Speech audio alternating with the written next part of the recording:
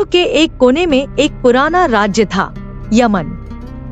पहाड़ों और रेगिस्तान के बीच खड़ा था एक गर्वित राष्ट्र की कहानी, जहां सदियों तक राजाओं ने शासन किया। लेकिन समय बदलता है। एक तूफान आया 2011 में। लंबे 33 सालों के शासन के बाद राजा अली सालेह ने सत्ता छोड़ी, इस्तीफा दिया और उनके सिंहासन पर बैठा एक शांत लेकिन कमजोर इंसान, अब्द रब्बू हादी।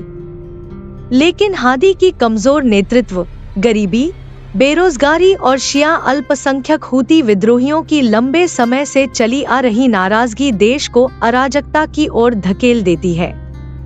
जब हादी सरकार कमजोर पड़ जाती है, तब 2014 के अंत में हूती विद्रोही राजधानी सना पर कब्जा कर लेते हैं। वे आरोप लगाते हैं कि सरकार भ्रष्ट है और वे शिया समुदाय के अधिकारों को सुनिश्चित करना चाहते हैं। लेकिन यह विद्रोह सिर्फ एक गृहयुद्ध नहीं था, यह बदल गया सऊदी ईरान क्षेत्रीय दुश्मनी के एक प्रॉक्सी युद्ध में। ईरान ने हूती विद्रोहियों को समर्थन देना शुरू किया। दूसरी ओर हादी को समर्थन देकर सऊदी अरब और संयुक्त अरब अमीरात ने एक अरब सैन्य गठबंधन का नेतृत्व किया, जिसने 26 मार्च 2015 को ऑपरेशन डिसाइसिव स्टॉर्म नाम से अभियान शुरू किया। सऊदी अरब ने पहला सैन्य अभियान शुरू किया।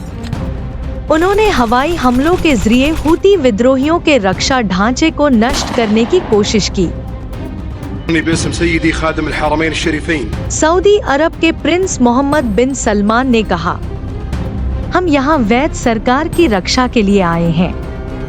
यमन को ईरान के चंगुल से आजाद कराना होगा। हूती नेता अब्दुल मलिक अल हूती का कहना था, हम अपनी आजादी के लिए लड़ रहे हैं। सऊदी आक्रमण हमारे देश की जमीन पर कब्जे की कोशिश है। 2015 युद्ध की शुरुआत। पूरे यमन में संघर्ष, राजनीतिक अस्थिरता और मानवीय संकट फैल जाता है। 2016 से 2018 गृहयुद्ध का रूप, स्थिति तेजी से एक पूर्ण गृहयुद्ध में बदल जाती है। कई गुट इसमें शामिल हो जाते हैं, जिनमें अल-कायदा और IS जैसे उग्रवादी संगठन भी होते हैं, जो इस अराजकता का फायदा उठाने की कोशिश करते हैं। 2019 रणनीतिक पीछे हटना। हालांकि संघर्ष जारी रहता है, लेकिन संयुक्त अरब अमीरात UAE धीरे धीरे युद्ध क्षेत्र से अपने सैनिकों को वापस लेना शुरू कर देता है। 2022 अस्थायी युद्ध विराम और शांति प्रयास। संयुक्त राष्ट्र की पहल पर कुछ समय के लिए युद्ध विराम घोषित होता है। इस युद्ध में अब तक 2,70,000 से अधिक लोग सीधे या परोक्ष रूप से अपनी जान गंवा चुके हैं। 2 करोड़ से ज्यादा लोग मानवीय सहायता पर निर्भर हैं। 10 लाख से अधिक बच्चे गंभीर कुपोषण से जूझ रहे हैं। चलती हुई हैजा महामारी, खाद्य संकट और बेघर शरणार्थियों की समस्या ने यमन को एक लगभग मृतप्राय राष्ट्र में बदल दिया है।